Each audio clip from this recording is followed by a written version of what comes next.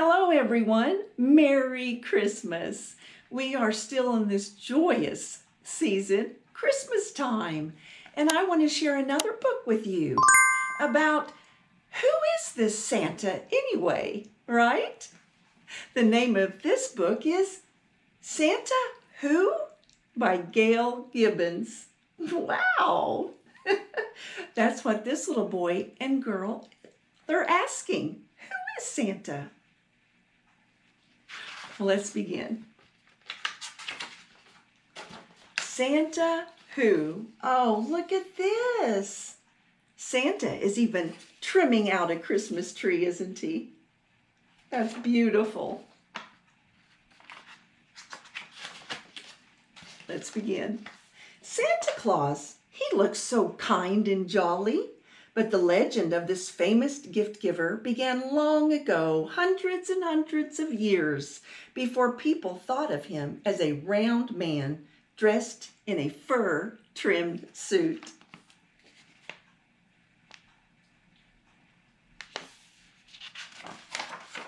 According to the Bible, the first Christmas gifts were given about 2,000 years ago when 3 wise men saw a star shining brightly in the eastern sky. They believed it was a sign that a special child had been born. The wise men followed the star until it came to rest over a stable in the city of Bethlehem. There they offered the baby Jesus gifts of gold and sweet-smelling frankincense and myrrh. Gold for a great king, frankincense for a holy man, and myrrh for a miraculous healer. Jesus came to be called the Christ child from Christo, a Greek word that means anointed or savior. Wow, Christos is a Greek word. That's beautiful, isn't it?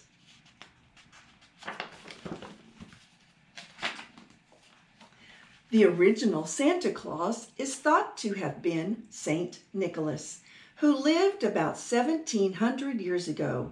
He was the Catholic bishop of Myra in the land now called Turkey. And he was known for his love of children and for his secret gifts to the poor. Over time, many stories were told about this great man. Some believed that he flew through the skies looking for people who needed his help. When surprise gifts were given at celebrations and festivals, people began to say that they were really from Nicholas.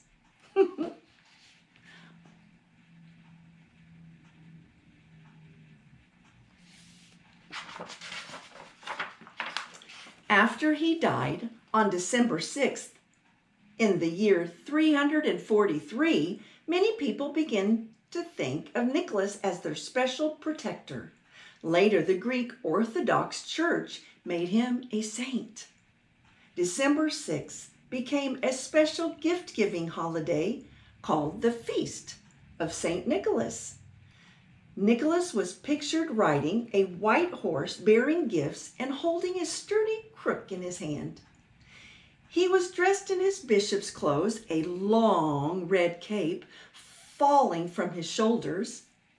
In one story about St. Nicholas, a man had 3 daughters and no money to provide each a dowry.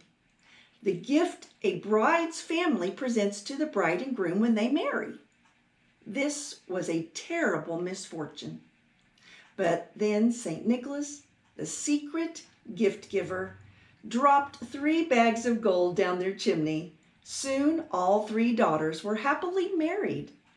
And the legend began that gifts found on St. Nicholas Day had come down the chimney. Oh, look at this. Wow. What? Now, isn't that something?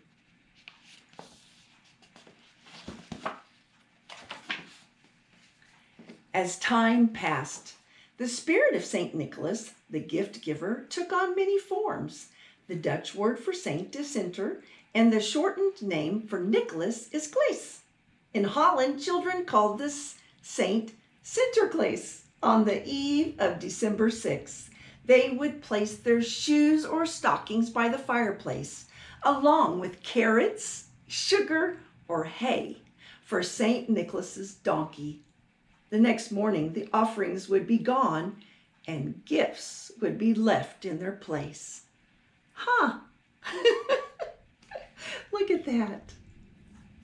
After 5 centuries ago, some religious leaders declared that it was wrong to worship saints or celebrate their holidays. For them, December 6th was not a proper day for gift giving. Not everyone agreed, but that's when some people began exchanging gifts on Christmas, a name that comes from the Old English Christmas, or Christ Mass. Since the Bible doesn't give a birth date for Jesus, early religious leaders had chosen December 25th. That was around the time of the winter solstice, when festivals were held to mark the passing of winter and the coming of longer days and shorter nights. The festival changed into the celebration of Jesus' birthday.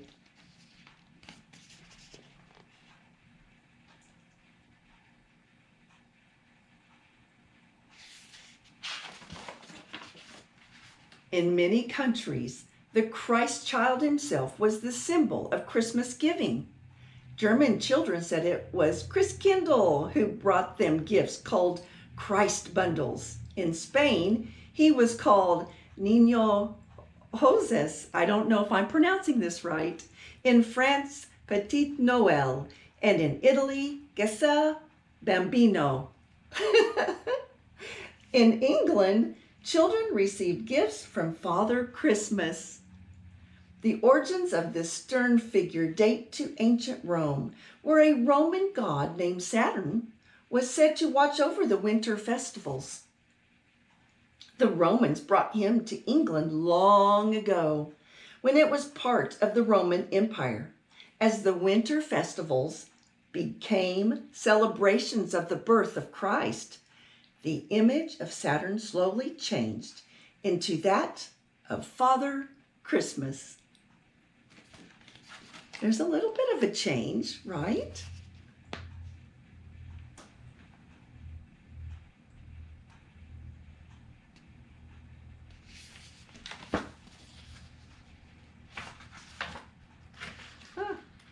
There we go.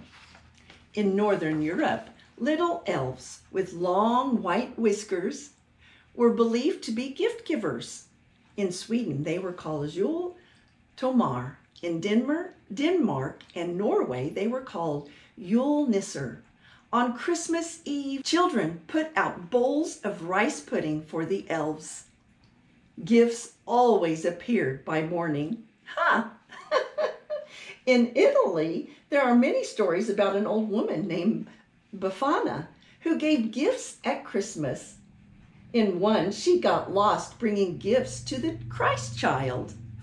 Every year after that, she left gifts for other children, hoping she might find the Christ child at last. In Russia, children believe that another old woman called Babushka left gifts because she felt so guilty for steering the wise men in the wrong direction on their trip to Bethlehem.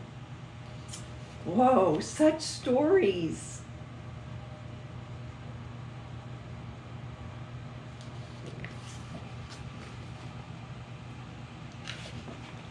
In 1624, the Dutch sent a fleet of ships to the New World of the Americas. The Dutch established a colony called New Amsterdam, and with them they brought their belief in Sinterklaas. England captured the Dutch city in 1664 and renamed it New York.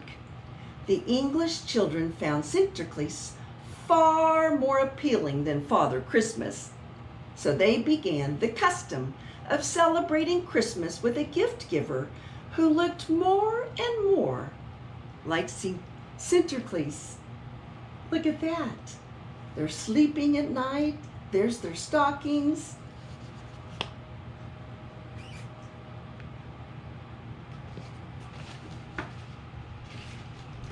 In 1809, Washington Irving, the famous author of The Legend of Sleepy Hollow, published a humorous book called Knickerbocker's History of New York.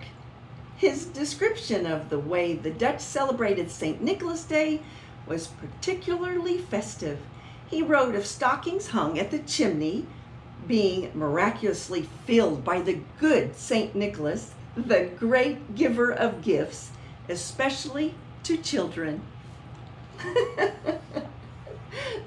Washington Irving pictured St. Nicholas as a pipe-smoking man who loved fun and rode across rooftops in a horse-drawn wagon piled with gifts. His book was read by many people, and it influenced their image of St. Nicholas.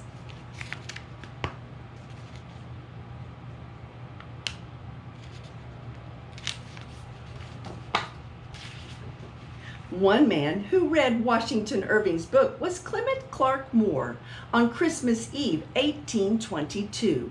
He was leaving to buy the Christmas turkey when his children begged, "Bring us a Christmas surprise." As his sleigh streaked through the snowy streets, he had a wonderful idea. He would fulfill his children's wish with a poem about St. Nicholas. That night, Clement Clark Moore gathered his children around and began reciting. "'Twas the night before Christmas, when all through the house not a creature was stirring, not even a mouse." Have you heard of that? Yes, I bet we all have.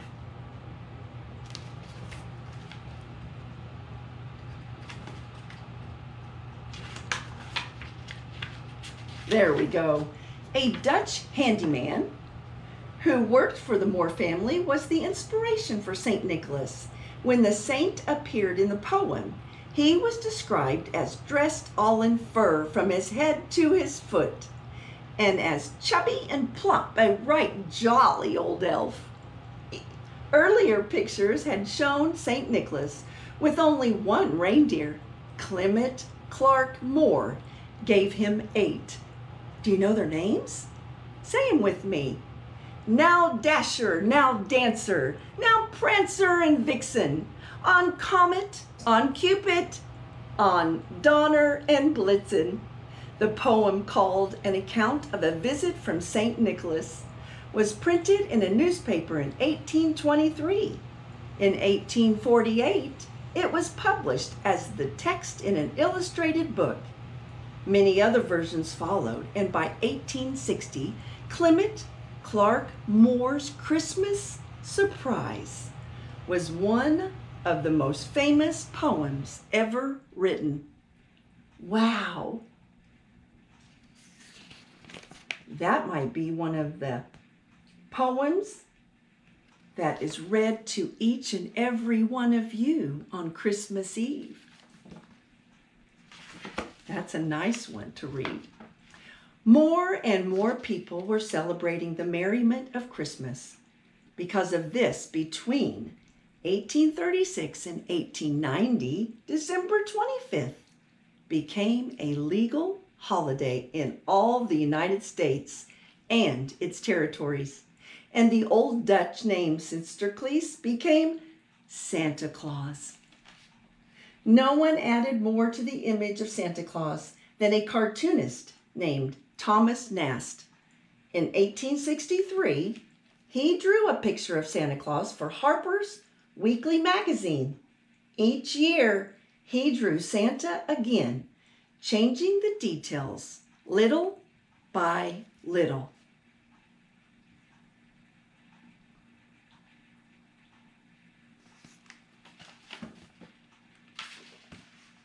In 1886, Nast's image of Santa Claus had become that of the round, jolly man whom we're so familiar with today. Thomas Nast was also the first illustrator to draw Santa in his workshop at the North Pole, where he was shown answering stacks of letters from children. I should say so. Look at that stack. Wow.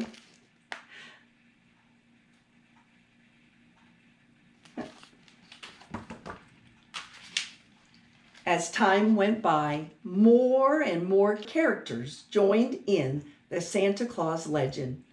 Elves are shown helping Santa make toys, and there's often a Mrs. Claus who is just as plump and jolly as her husband. At Christmas time, Santa's everywhere. He stands on street corners, ringing bells to collect money for the needy. He's found in stores and malls, listening as children read their Christmas lists. He appears on Christmas cards, in movies, on wrapping paper, and in songs. Wow.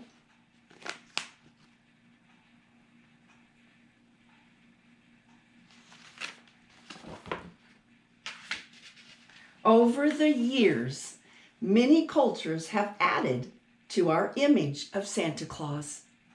What a jolly, joyous gift giver he has become.